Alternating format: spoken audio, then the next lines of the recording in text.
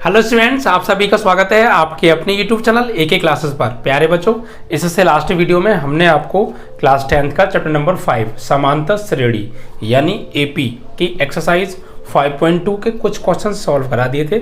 आज हम आगे के क्वेश्चन सॉल्व कराएंगे। बच्चों, अगर आपने पिछले चैप्टर्स की सभी वीडियोस को नहीं देखा है तो चैनल को अभी सब्सक्राइब करके प्लेलिस्ट में जाकर सारी वीडियोस को देख सकते हैं बच्चा। ठीक है, तो बहुत अच्छे से आपकी तैयारी कराने वाले हैं और सारे क्वेश्चंस कराएंगे। फिक्र मत कीजिएगा, टाइम से पहले, कई महीने पहले वो भी सिलेबस खत्म होगा आपका, तो आप लोग इस चीज़ को लेकर बिल्कुल भी फिक्र मत किया करो। बस वीडियो को यार डेली देखा करो। सभी स्टूडेंट्स वीडियो को डेली नहीं देखते हैं और जितनी भी आपके साथी फ्रेंड्स हैं यार, उनको भी कनेक्ट करो हमारे चैनल से, उनको भी बताया करो। ठीक है कि यहाँ पर हम क्लास 10th की तैयारी बहुत अच्छे से करा रहे हैं 2022 के लिए। ठीक है, और बाकी में आप 2022 में बच्चा 90+ नंबर ही लेकर आएंगे अगर कंटिन्यू हमारे चैनल से पढ़ाई करेंगे, रेगुलर वीडियोस को देखेंगे तो। ठीक है बच्चा, चलिए तो आज आगे क्वेश्चन से उठा लेते हैं। तो बच्चा, हमने आपको 5.2 के जो अंदर क्वेश्चन करा दिए थे वो 8 तक कंप्लीट करा दिए थे और आज आपका क्वेश्चन नंबर 9 चलेगा, तो ध्यान से पढ़िएगा बच्चों। ठीक है, चलिए लेट्स स्टार्ट। क्वेश्चन नंबर 9 क्या कहा है, देखिए, यदि किसी एपी के तीसरे और 9वें पद क्रमशः 4 और -8 हैं तो इसका कौन सा पद शून्य होगा, ये कहा है। ठीक है, तो कोई दिक्कत नहीं है, जो पहले गिवन है वो लिख लेते हैं। ठीक है, तो हमें क्या क्या दिया है भाई, यहाँ पे सवाल नंबर है आपका 9। यहाँ लिखेंगे दिया है, क्या दिया है, एपी का तीसरा और 9वां पद दे रखा है। तो एपी का तीसरा पद यानी A3 हमें दे रखा है 4 और एपी का 9वां पद यानी A9 हमें दे रखा है बच्चा -8। ठीक है, और पूछा क्या है, कौन सा पद शून्य होगा, कौन सा पद। ठीक है, तो यहां पे मानना पड़ेगा बच्चा, कौन सा पद हमसे पूछा है, एपी का कौन सा पद शून्य होगा, कौन सा पद शून्य होगा। तो यहां पर क्या करेंगे, अब शून्य मानेंगे। भाई हमें क्या पता कौन सा पद शून्य होगा, हमें तो पता नहीं है, तो मानते हैं। जब कोई चीज नहीं पता होती है तो हम यह मानेंगे कि जो एपी का शून्य जो पद होगा वो nवां पद होगा, यहां मानेंगे बच्चा। ठीक है, क्या लिखेंगे, माना एपी का शून्य पद, माना एपी का nवां पद, क्या nवां पद क्या होता है, an या tn भी हमसे कह सकते हैं। एपी का जो nवां पद है an वह शून्य होगा। ठीक है, शून्य होगा। भाई एपी का कौन सा पद शून्य होगा पता नहीं, तो मान लेते हैं, माना इसका जो nवां पद होता है tn या an वो शून्य होगा, तो an की वैल्यू यहां से क्या हो जाएगी, 0 हो जाएगी। ठीक है, अब देखिए सबसे महत्वपूर्ण जो चीज होती है वो एपी में वो प्रथम पद और सार्वधातुक होता है, क्योंकि हमें तीसरा पद दे रखा है, 9वां पद दे रखा है, तो इसमें प्रथम पद और सार्वधातुक चाहिए, जो कि हमारे पास नहीं है, तो उन्हें मान लेंगे हम। ठीक है, तो हम मानेंगे, माना एपी का प्रथम पद बराबर a और माना एपी का सार्वधातुक बराबर D। ठीक है, अब देखिए जो चीज पहले दे रखी है ना उस पर फोकस करते हैं।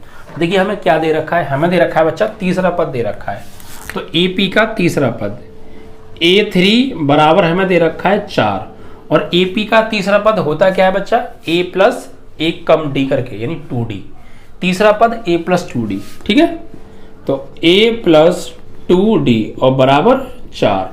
यहां से आप चाहें तो A का मान निकाल भी सकते हैं या ऐसे अभी समीकरण नंबर 1 बना लीजिए। ठीक है, और देखिए एपी का 9वां पद भी दे रखा है, हमें क्या दे रखा है, A9 बराबर -8, तो A9 होता है A+8D बराबर -8, समीकरण नंबर 2। यहां तक कोई समस्या। एपी का प्रथम पद हमें दे दिया जो है, सॉरी एपी का तीसरा पद यानी a+2d बराबर 4 और एपी का नवां पद a+8d बराबर -8। अब यहाँ से हम क्या करेंगे, इन समीकरण वाले दो को सॉल्व करेंगे और ए और डी की वैल्यू फाइंड आउट करेंगे। तो वो कैसे निकलेगी, देखिए समीकरण 2 में से समीकरण 1 को घटा दो, तो यहाँ लिखेंगे समीकरण 2 माइनस समीकरण 1 कर दो। तो समीकरण 2 है बच्चा a प्लस 8d बराबर माइनस के 8, और समीकरण 1 है a प्लस 2d बराबर 4। घटा दो बच्चा, घटाने पर तो माइनस माइनस माइनस, तो ये कट गया। 8d में से 2d गया तो 6d, माइनस 8 और माइनस 4 माइनस के 12, तो d बराबर माइनस के 12/6, 6 दूनी 12, तो d की वैल्यू आ गई बच्चा माइनस के 2। कितनी आ गई, -2 आ गई। अभी a की वैल्यू और चाहिए तो इसे किसी एक में लगा दो, तो पुट इन फर्स्ट, ठीक है। तो a प्लस 2 इंटू डी की वैल्यू -2 बराबर 4, तो 2 दूनी -4 उधर भेजेंगे तो 1 4 तो है, और 2 दूनी -4 उधर ले जाएंगे तो +4, तो a की वैल्यू आ गई 8। तो फाइनली हमारे पास d का मान भी आ गया और a का मान भी आ गया। अब हमसे पूछा क्या था, कौन सा पद शून्य होगा, तो हमने मान लिया था हमारा nवां पद an जो है वो शून्य होगा। तो अब यहाँ पे फॉर्मूला लगाओ an बराबर, क्योंकि an बराबर हमें मालूम है, तो an बराबर क्या होता है a plus n minus 1d, ठीक है। तो an क्या है 0, तो यहाँ लगा दी हमने 0। a की वैल्यू अभी अभी निकाली है 8, प्लस n हमें निकालना है -1 इंटू डी की वैल्यू -2। अब इस -8 को इधर लेके आओ, तो +8 को, तो -8 हो जाएगा, और इधर n-1 इंटू -2, माइनस से माइनस कट गया, 2 चौक 8 हो गया, तो 4 इज इक्वल टू n-1, -1 को इधर लाएंगे तो 4 + 1 बराबर n, तो n बराबर हो गया बच्चा 5। This is your answer. तो n की वैल्यू क्या आ गई 5, यानी इसने ये कहा था कि कौन सा पद 0 होगा, तो 5वां पद 0 होगा। कौन सा, 5वां पद। भाई जैसे मान लीजिए AP में मान लो ये पहला पद है, ये दूसरा पद है, ये तीसरा पद है, ये चौथा पद है, तो यहाँ 5वें नंबर पे जो पद आएगा ना वो क्या होगा, 0 होगा, ठीक है। कौन सा पद 0 होगा, उस पद का नंबर क्या है, यानी n निकालना था, तो 5वां पद, ठीक है। क्या लिखेंगे, अतः AP का 5वां पद शून्य होगा। That's all. Is that clear, समझ में आ गया, ठीक है। बहुत इजी था ना भाई साहब, इजी बना देंगे, अगर नहीं भी होगा तो फिक्र मत करो, बस कंटिन्यू रेगुलर वीडियो को देखो, हर एक्सरसाइज की वीडियो को देखा करो, हर क्वेश्चन की वीडियो को देखा करो और डेली देखा करो, और साथ में शेयर वगैरह भी मार दिया करो जोश में आके, ठीक है बच्चा पार्टी। चलिए नेक्स्ट आपका क्वेश्चन नंबर 10, देखिए क्या कहा है इसमें, ध्यान से पढ़ते हैं। यदि AP का 17वां पद उसके 10वें पद से 7 अधिक है तो सारवंतर ज्ञात करो। यानी ये कंडीशन दे रखी है, क्या दिया है, हमें दिया है AP का 17वां पद यानी A17। भाई AP का 17वां पद क्या होगा, A17, ठीक है। और एक है AP का 10वां पद, AP का 10वां पद, ये क्या होगा A10। अब इन दोनों में कुछ शर्त दे रखी है, कुछ कंडीशन दे रखी है, क्या है प्रश्नानुसार पढ़ते हैं, ठीक है। तो यहाँ लिखेंगे प्रश्नानुसार, ठीक है। क्या कहा है, प्रश्न में कहा है कि AP का जो 17वां पद है, AP का 17वां पद AP के 10वें पद से 7 अधिक है, 7 अधिक है, ठीक है, ये कहा है हमसे। तो इस कंडीशन को लिखना है। देखो बात किसके बीच में हो रही है, बात हो रही है बच्चा AP के 17वें पद में और AP के 10वें पद में, इन दोनों में बात हो रही है, तो इन दोनों को उठा लो। तो यहाँ पे लिख दो आप 17वां पद यानी A17, और यहाँ लिख दो 10वां पद यानी A10। अब प्रश्न में क्या क्या ध्यान से पढ़िए, 17वां पद 10वें पद से 7 अधिक है। फिर सुन लीजिए, 17वां पद 7 अधिक है, ये 7 अधिक है किससे, 10वें पद से। तो ये तो 7 अधिक है और मुझे करने दोनों को बराबर, तो भैया इसको भी मुझे 7 देना पड़ेगा ना, क्यों, क्योंकि प्रश्न में सीधे सीधे कहा है ये 7 अधिक है, तो इसका मतलब ये वाला 7 कम है, तो इसको 7 दे दो, अब दोनों क्या हो गए बराबर, क्योंकि ये 7 अधिक था तो हमने इसको भी 7 दे दिए, तो अब दोनों आपस में क्या हो गए बराबर। ठीक है, या फिर एक काम कर सकते हैं आप, ये 7 अधिक है, अगर आप इधर 7 प्लस करना नहीं चाह रहे हैं तो मत करो, आप इससे 7 ले लो, क्योंकि ये 7 ज़्यादा है ना, तो 7 ले लो। इट मीन्स इसमें से 7 माइनस कर दो, या फिर अगर आप उधर 7 प्लस नहीं करना चाह रहे हैं तो इधर 7 माइनस कर दो, तब भी एक ही बात है। ठीक है, ऐसा करने पर ये क्या हो जाएंगे आपस में बराबर, बराबर हो गए। अब A17 क्या होता है, तो यहाँ पे बच्चा थोड़ा सा मानना पड़ेगा, यहाँ पे आप लिख लीजिएगा, माना AP का प्रथम पद हमें पता नहीं है तो स्मॉल a, और माना AP का सार्व अंतर बराबर D। अब देखिए, तो A17 यानी AP का 17वां पद क्या होता है, तो 17वां पूछा है, एक कम करके D लगा दो, तो A प्लस 16D बराबर AP का 10वां पद क्या होता है, A प्लस 9D और प्लस 7।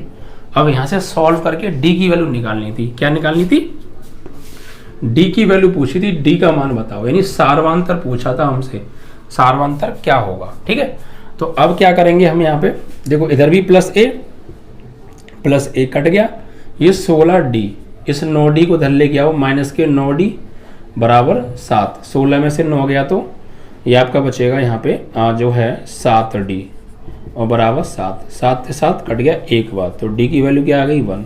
तो हमसे यही पूछा था कि सार्वांतर क्या होगा इसका, सार्वांतर, तो सार्वांतर 1 होगा। Is that clear?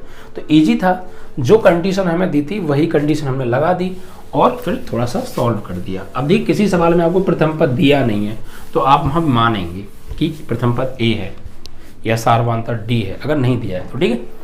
चलिए आगे बढ़ते हैं। 11वें सवाल में देखिए क्या दे रखा है। 11वें सवाल में साफ साफ कहा है कि एक AP दे रखी है 3, 15, 27, 29 का कौन सा पद, इस AP का कौन सा वो पद है जो इसी के 54वें पद से 132 अधिक है। इसी AP का कौन सा पद इसी AP के 54वें पद से 132 ज़्यादा है, ये बताना है। तो कोई नहीं, जो पहले गिवन है लिख लेते हैं। हमें गिवन है AP क्या दे रखी है 3, 15, 27,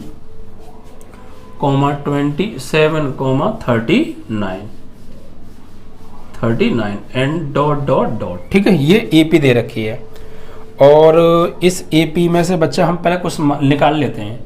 प्रथम पद क्या होगा बच्चा, यहाँ से लेंगे तो इस AP का प्रथम पद यानी स्मॉल a बराबर 3 होगा, सार्व अंतर यानी D बराबर A2 माइनस A1, तो A2 ले लो 15 को तो A1 लेना पड़ेगा 3 को, यानी 12 होगा।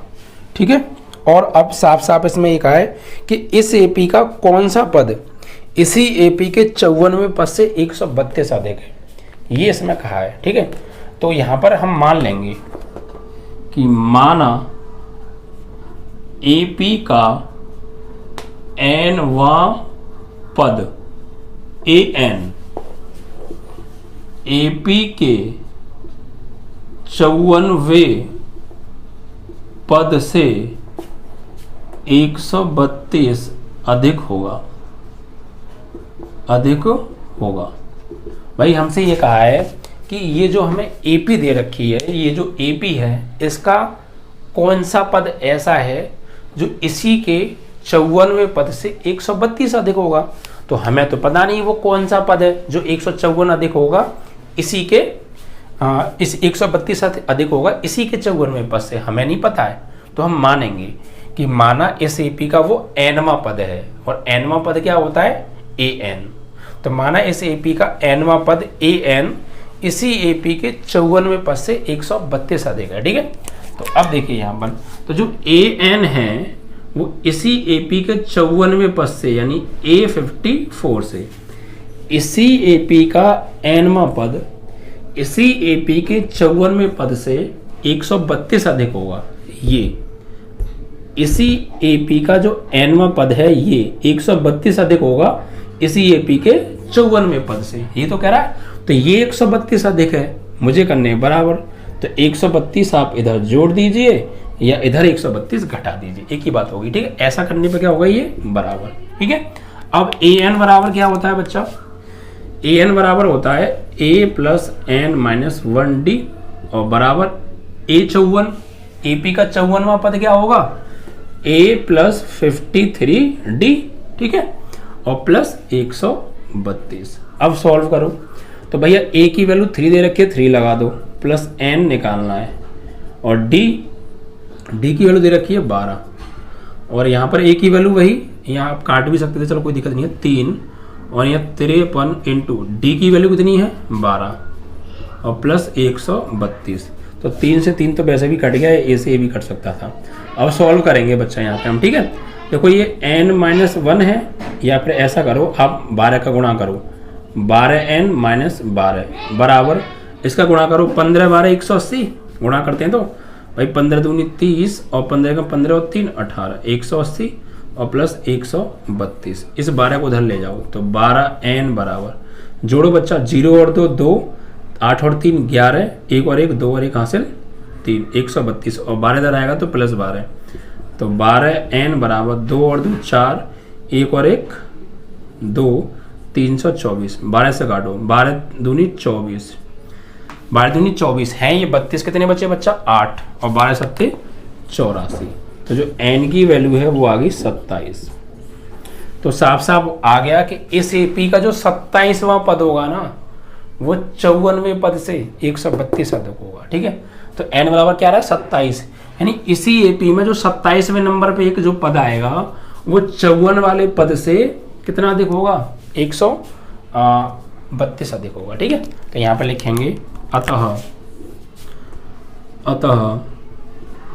एपी का 27वां पद 54वें पद से 132 अधिक होगा, ठीक है। इस तरीके से आपका सवाल समाप्त। तो देख रहे हैं आप कितने भी हार्ड सवाल क्यों ना हो यार, हम हर चीज़ एकदम ब्रेक करके समझा रहे हैं, तोड़ के घुस के समझा रहे हैं, देखो 0 लेवल से। तो ऐसा हो नहीं सकता, अगर आप पूरा वीडियो देख रहे हैं, पूरा फोकस कर रहे हैं तो आपको समझ में ना आए, ठीक है। चलिए इसके बाद अब आएगा आपका 12वां सवाल बच्चा। तो 12वें सवाल में देखिए क्या दे रखा है, ध्यान से पढ़िएगा।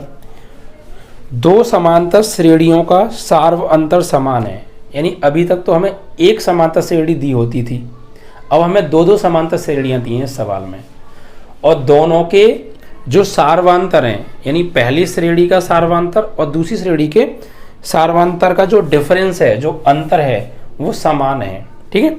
अंतर नहीं, दोनों के सार्वांतर इक्वल है, यानी पहली श्रेणी का जो सार्वांतर है वो दूसरी श्रेणी के सार्वांतर के समान है। आगे कहना है यदि इनके 100वें पदों का अंतर 100 ही है, यानी पहली सीरीज का 100वां पद और दूसरी सीरीज का 100वें पद का डिफरेंस करें तो 100 ही आता है, तो इनके 1000वें पदों का अंतर कितना होगा ये बताओ, ठीक है। तो भैया यहाँ पे दो समांतर श्रेणियां, सबसे पहली बात तो दो चीज मान के चलनी पड़ेंगी। तो यहाँ पर हम मान लेंगे भाई दो समांतर श्रेणी हैं तो दो ही प्रथम पद होंगे और दो ही सार्वांतर होंगे, ठीक है। तो यहाँ मानेंगे, माना प्रथम एपी का या पहली एपी का प्रथम पद बराबर A1, भाई पहली है तो 1 लगा लिया, ठीक है। और माना पहली एपी का सार्व अंतर बराबर D1 मान लिया, ठीक है। ऐसे ही माना दूसरी एपी का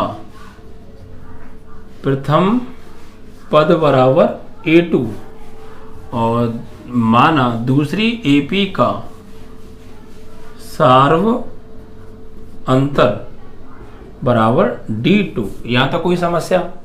भाई दो समांतर श्रेणियां हैं तो दो ही प्रथम पद होंगे उनके, एक पहली श्रेणी का प्रथम पद, एक दूसरी श्रेणी का प्रथम पद।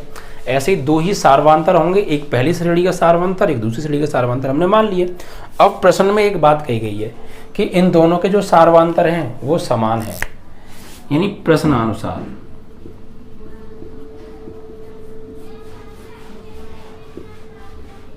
पहली एपी व दूसरी एपी के सार्व अंतर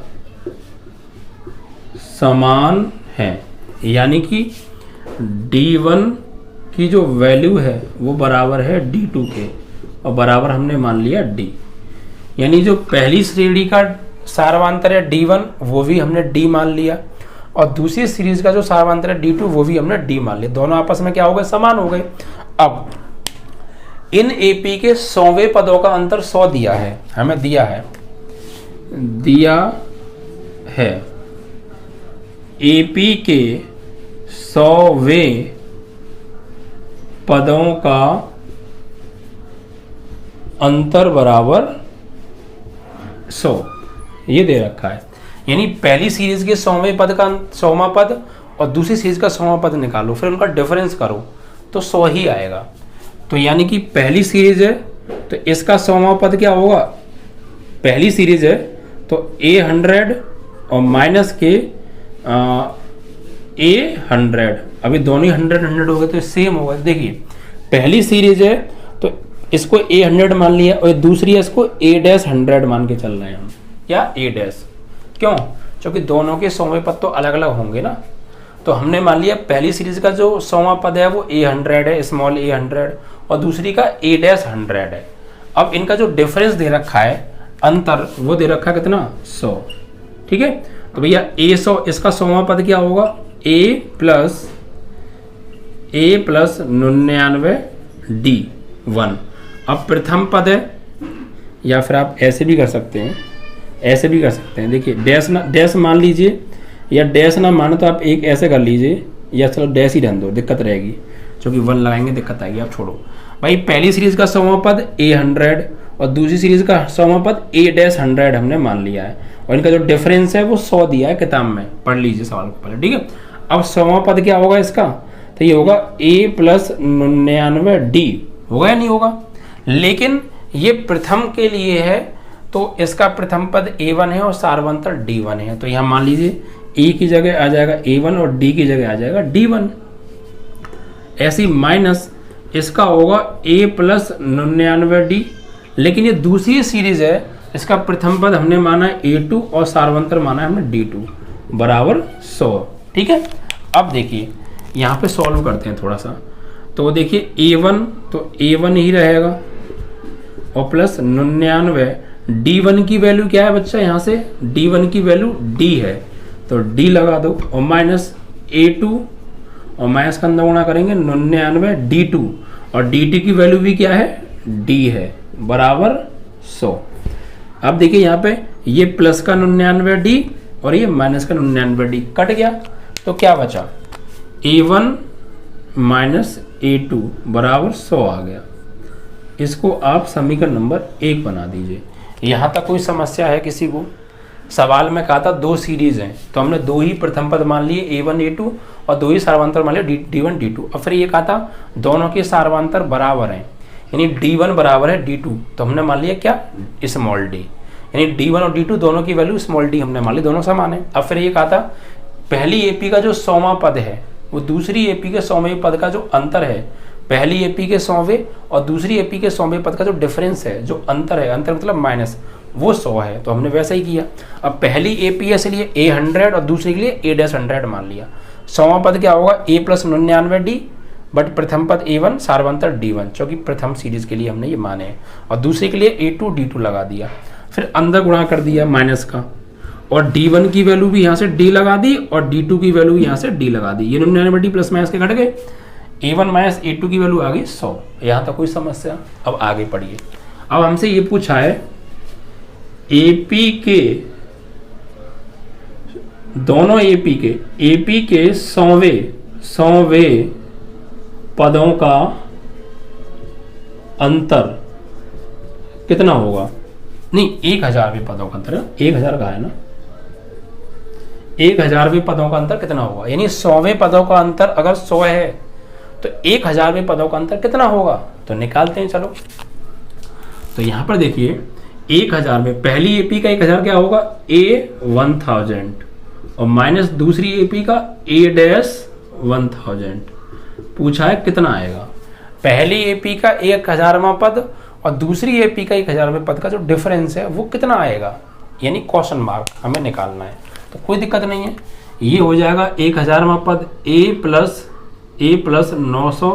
999d, लेकिन पहली सीरीज का है इसलिए 1 और 1 लगा दो, और माइनस a प्लस 999d, लेकिन दूसरी सीरीज इसलिए 2 लगा दो, और बराबर क्वेश्चन मार्क तो हमें निकाल लेना है कितना आएगा।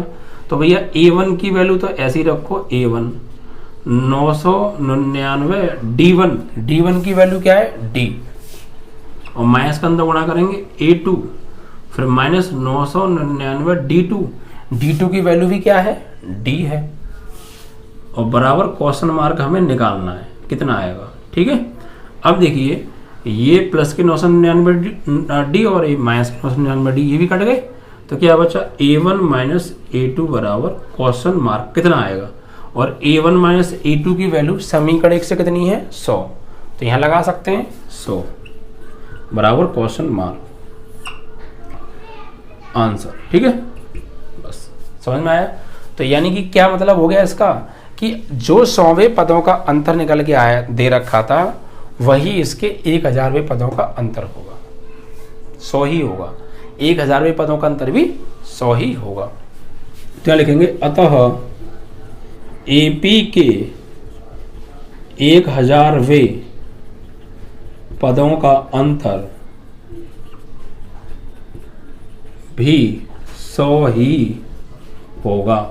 और बहुत सीधी सी बात है यार, एपी में कोई भी 2 पद ले लो, कहीं पे ले लो, लेकिन नज़दीकी 2 पद लो, उनका डिफरेंस निकालते हमेशा सेम आता है। तो चाहे 100वें पदों का अंतर निकालो तब भी 100 ही आएगा, और चाहे 10,000वें पदों का अंतर निकालो तब भी 100 आएगा, और चाहे 1000वें पदों का अंतर निकालो तब भी 100 आएगा। हम अगर दोनों ही एपी हैं तो भैया कहीं भी जाके कोई से भी पदों का अंतर निकालो हमेशा सेम आता है, तभी तो वो एपी होती है। ठीक है, तो हम स्टार्टिंग में भी इसका आंसर दे सकते थे, बट सॉल्यूशन करके दिखाना था ना, इसलिए पूरा करके दिखाया। तो ये बात हमेशा ध्यान रखिएगा, एपी के चाहे पहले पदों का अंतर निकालो, अगर 2 एपी आपके पास हैं तो उनके चाहे पहले पदों का अंतर निकालो, चाहे 10वें पदों का अंतर निकालो, चाहे 100वें पदों का अंतर निकालो, चाहे 1000वें पदों का अंतर निकालो, या 10,000वें पदों का अंतर निकालो, हमेशा डिफरेंस सेम आएगा बच्चा पार्टी। ठीक है, चलिए, तो ये आपका 12वां सवाल यहाँ पर कंप्लीट हो जाता है, और आई होप कि आपको ये समझ में आ भी गया होगा। ठीक है, थोड़ी सी भी दिक्कत आई हो वीडियो को रिपीट कीजिएगा और ध्यान से समझिएगा, मेरे बोलने निकालने दोनों पर फोकस कीजिएगा, आपको कोई समस्या नहीं होगी बच्चा पार्टी। ठीक है, चलिए, इसके बाद आते हैं अब आपका 13वां सवाल। ठीक है, इसमें क्या दे रखा है, देखो इसमें साफ साफ लिखा है 3 अंकों वाली कितनी संख्याएं 7 से विभाज्य हैं, यानी वो संख्याएं बतानी हैं जो 3 अंक की हों और 7 से पूरी पूरी विभाज्य हो रही हों, यानी 7 से पूरी पूरी कट रही हों। तो भैया अब तो ये सोचना पड़ेगा कि कितनी होंगी, है ना। तो देखिए बहुत सिंपल है, बहुत ईजी है, कोई हार्ड नहीं है। पहले आप ये देखिए कि 3 अंकों वाली संख्याएं स्टार्ट कहाँ से होती हैं और उनका एंड कहाँ होता है, ये देखो। तो भैया 3 अंकों वाली संख्याएं, तो देखो मैं आपको समझा दूँ, 0 से लेके 10 तक, 0 से लेके 9 तक, तो ये 1 अंक वाली संख्या होती है। फिर 10 से लेके 99 तक ये 2 अंक वाली संख्या होती है बच्चा, और फिर 99 के बाद 100 से लेके 999 तक ये 3 अंक वाली संख्या होती है। समझ में आया।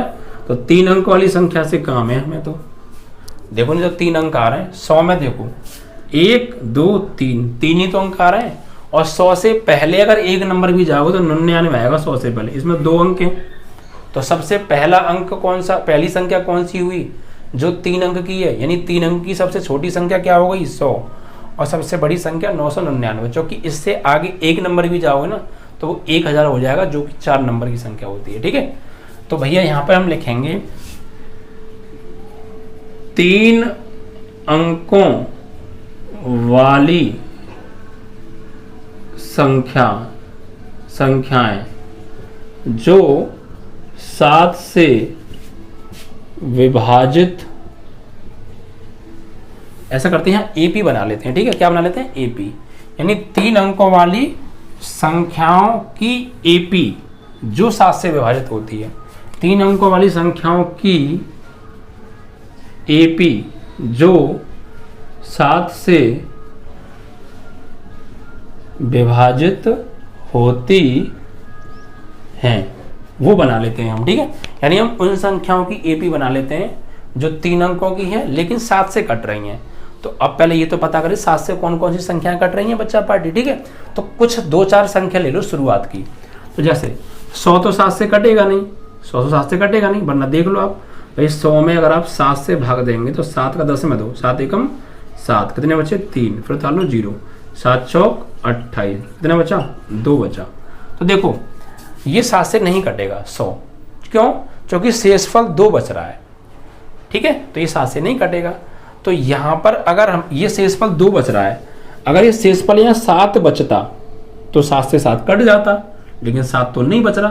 तो 7 बनाने के लिए क्या चाहिए 2 में, तो 5 और चाहिए, तभी तो 7 बनेगा। तो इसका मतलब हो गया कि इस संख्या में 5 और जोड़ दो, 105। तो 100 तो 3 अंकों की संख्या है लेकिन 7 से नहीं कट रहा है। 101 भी 3 अंकों की है, 102 भी 3 अंकों की है, 103, 104 भी 3 अंकों की है, लेकिन ये 7 से नहीं कट रही हैं। हमें सिर्फ वो संख्या लेनी है जो 7 से कटे और 3 अंकों की हो। तो पहली 3 अंकों की संख्या जो 7 से कटती है वो 105 होती है। कितनी 105। तो पहली होगी संख्या 105। ऐसी इसके बाद अगली कौन सी होगी, तो इसमें 7 जोड़ दो, 112 होगी अगली संख्या जो 7 से कटेगी, 112। फिर इससे अगली कौन सी होगी, तो फिर इसमें 7 जोड़ दो, 119 and dot dot dot dot. अंतिम ऐसी कौन सी संख्या है जो 3 अंकों की हो लेकिन 7 से कटे, तो ये भी जिस तरीके से ये निकाली ऐसी वो भी चेक करके निकालनी पड़ेगी, ठीक है।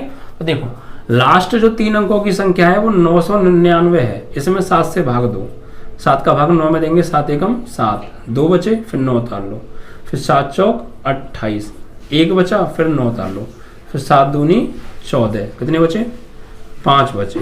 यानी 7 का भाग इसमें पूरा पूरा चला जाता, लेकिन ये 5 शेष बच रहा है। 5 की जगह 0 बचता तो काम हो जाता, लेकिन ये 5 फालतू आ रहा है, तो इस 5 को ही घटा दो इसमें से। तो 999 से 5 को घटा दो बच्चा, तो 994 बचेगा। तो जो अंतिम संख्या है 994 है जो 5 से कटेगी और 3 अंकों की सबसे बड़ी संख्या है।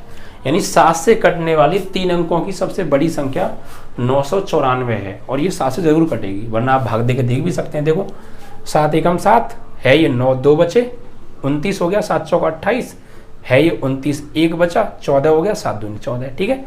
और इससे आगे की 3 अंकों की संख्या 7 से नहीं कट रही है, ठीक है। तो अब देखिए हमें ये कितनी संख्या है, एक तो 105 हो गई, 112 हो गई, 119 हो गई, ऐसी 126 होगी, कितनी होगी 126, फिर 133 होगी, फिर 139 होगी, ऐसी बहुत सारी संख्या होंगी बीच में। तो सबको मिला के कितनी संख्याएं बैठेंगी जो 7 से कट रही हैं। टोटल नंबर बताओ बच्चा, टोटल नंबर ऑफ जो बताना है हमें, जो डिवाइड बाई 7 हो भाई, 1 2 3 ऐसी बीच में डॉट डॉट बहुत सारी संख्याएं होंगी, यहाँ तक जाना। तो कितनी मिला के टोटल वो कितनी संख्याएं होंगी ये बताओ। तो हमें तो पता नहीं है, तो अब यहाँ पे हम क्या करेंगे, तो यहाँ पे ये एक एपी बन गई, क्योंकि देखो डिफरेंस हर जगह 7 आ रहा है, डिफरेंस हर जगह 7 आएगा। तो यहाँ लिखेंगे एपी है। तो बच्चा प्रथम पद क्या होगा, यहाँ से प्रथम पद a बराबर 105, सार्व अंतर d बराबर a2 माइनस a1। तो a2 अगर 112 लेंगे तो a1 लेना पड़ेगा 105, तो अंतर आएगा 7, ठीक है। और देखिए अंतिम पद क्या है, अंतिम पद इस एपी का अंतिम पद सबसे लास्ट वाली संख्या 3 अंकों की जो 7 से कट रही है वो है l बराबर 994। और क्या पूछी है, 7 से विभाजित होने वाली 3 अंकों की संख्याओं की संख्या। तो हम मानेंगे, माना 7 से विभाज्य 3 अंकों वाली संख्याओं की संख्या बराबर n है। कितनी संख्या है, हमने ये मान ली कि ये n संख्या है, n निकालना है। तो बच्चा l पता है, a पता है, d पता है, फॉर्म लगाओ, l बराबर a plus n minus 1d, क्योंकि a पता है, l पता है, d पता है, n निकालना है, ठीक है। कोई 3 पता है 4 में से तो लगा दो। तो L की वैल्यू 994, A की वैल्यू 105, N निकालना है और D की वैल्यू है बच्चा पार्टी आपकी 7। 105 को इधर ले आओ, 994 माइनस 105 बराबर N माइनस 1 इंटू 7, घटाओ। 14 में से 9 जाएगा तो 14 में से 5 जाएगा तो 9 आएगा। यहाँ बचे 8, 8 से 0 जाएगा तो 8 आएगा और 9 यहाँ पे बचे 9, 9 से 1 जाएगा तो 8 आएगा। 889 आ गया। कितना आ गया? 889, ठीक है। और बराबर n माइनस 1 इंटू 7, घटाना सही है। देखो ऐसे भी घटा सकते हो आप, बच्चों वाली ट्रिक, ठीक है। घटाओ, यहाँ से दहले 14, 14 से 5 गया 9, यहाँ बचे 8, 8 से 0 जाएगा 8 और यहाँ 9 से 1 गया 889, वही चीज़ है। अब 7 से इसको काट दो, 8 में देंगे 7 एकम 7, 1 बचा, 18 हो गए, फिर 7 दूनी 14 है, ये 18, 4 बचे 49, 7 7 49 है ना। तो 127 बार कट गया, तो 127 बराबर n माइनस 1, माइनस 1 को धल लाओ तो 127 प्लस 1 बराबर n, तो यहाँ से n बराबर आ जाएगा 128, ठीक है। तो ऐसी कितनी संख्याएं हैं जो 3 अंकों की हैं लेकिन 7 से पूरी पूरी कट रही हैं? तो ऐसी 128 संख्याएं हैं, ठीक है। 1 2 3 4 और बीच में और होंगी 124, तो कुल मिला के 128 संख्या ऐसी हैं जो 3 अंकों की होने के साथ साथ 7 से भी विभाज्य हो रही हैं। आई होप कि आपको समझ में आ गया होगा। वीडियो को पूरा देखना और थोड़ी भी दिक्कत आई हो मेरे बोलने लिखाने दोनों पे फोकस करना और ध्यान से देखना, आपकी वो भी डाउट क्लियर हो जाएगा, ठीक है। मेरा डाउट बचता नहीं है अगर आप पूरा वीडियो देखते हैं तो बच्चा पार्टी, ठीक है। चलिए इसके बाद आएगा आपका 15वां सवाल, ठीक है। n के किस मान के लिए दोनों समांतर श्रेणी के nवें पद बराबर होंगे? n निकालना है। देखो कुछ नहीं है, 2 चीज दे रखी है यहाँ पे हमें। 15वां सवाल है, हमें 2 AP दिए हैं, दिया है प्रथम AP हमें दे रखी है 63, 65, 67, डॉट डॉट डॉट, और द्वितीय AP यानी दूसरी AP हमें दे रखी है 3, 10, 17, 3, 10, 17, ठीक है। अब nवें पद बराबर होंगे, यानी n का वो ऐसा कौन सा मान है जिसके लिए इसका nवां पद निकालें और इसका nवां पद निकालें, दोनों आपस में बराबर आए, ठीक है। तो कोई दिक्कत नहीं है। पहले हम यहाँ क्या करते हैं, यहाँ मान लेते हैं ये प्रथम AP है, तो यहाँ लिखेंगे माना प्रथम AP का प्रथम पद, यहाँ पे प्रथम AP का प्रथम पद यहाँ से ही निकल आएगा। क्या होगा, प्रथम AP है तो A1 ले लें और प्रथम पद हो गया इसका 63, और या फिर ऐसा करो आप नीचे लिख लो, यहाँ पे ना, यहाँ लिख लेते हैं प्रथम AP का प्रथम पद यानी A1 मान लेते हैं, जो कि पहली AP का है तो 1 मान लिया, बराबर 63, और प्रथम AP का सार्व अंतर इसलिए D1 मान लेते हैं। D1 क्यों मान रहे हैं, क्योंकि पहली सीरीज है इसलिए 1 लगा लिया है, ठीक है। तो ये हो जाएगा 65 माइनस 63 यानी A2 माइनस A1, 65 माइनस 63 यानी 2 आ जाएगा। ऐसे ही द्वितीय AP का प्रथम पद A2 मान लेते हैं, तो ये हो जाएगा आपका 3, और द्वितीय AP का सार्व अंतर D2 मान लेते हैं, तो 10 माइनस 3 यानी 7 हो जाएगा। कोई दिक्कत है, पहली AP का प्रथम पद निकाल लिया, सार्वंतर निकाल लिया, ऐसे दूसरी AP का प्रथम पद निकाल लिया, सार्वंतर निकाल लिया। अब प्रश्न में क्या कह रहा है बच्चा, प्रश्न में ये कह रहा है कि इस AP का nवां पद और इस AP का nवां पद आपस में बराबर होंगे। कब? यानी n का वो ऐसा कौन सा मान होगा जिसके लिए इस AP का nवां पद और इस AP का nवां पद आपस में बराबर आ जाए, ऐसा n का मान बताओ। तो कोई दिक्कत नहीं है, तो यहाँ पर n दोनों जगह सेम होगी, ठीक है। तो यानी कि प्रश्नानुसार